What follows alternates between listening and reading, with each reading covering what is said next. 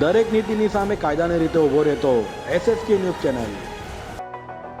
અમરોલીમાં રૂપિયાની લેતી દેતી મામલે યુવાનનું અપહરણ કરાયું હતું, જે ઘટના સીસીટીવીમાં કેદ થઈ હતી। તો પોલીસને જાણ થતાં પોલીસે નાકાબંધી કરી યુવાનનું અપહરણ કરનારાઓને ઝડપી પાડ્યા હતા।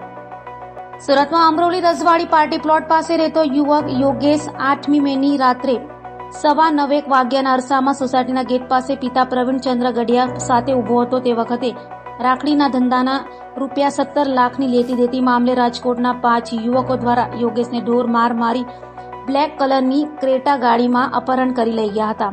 બનાવની અંગે પોલીસે ગુનો દાખલ કરી ગણતરીની મિનિટોમાં ગાડી નંબરના આધારે સાયણ ચેકપોસ્ટ પાસેથી 5 અપહરણકારોને ઝડપી પાડી યુવક યોગેશ ગઢિયાને તેમના ચુંગલમાંથી મુક્ત કરાવી આગળની કાર્યવાહી હાથ ધરી છે। દરેક નીતિની સામે કાયદાની રીતે ઊભો રહેતો SSK ન્યૂઝ ચેનલ।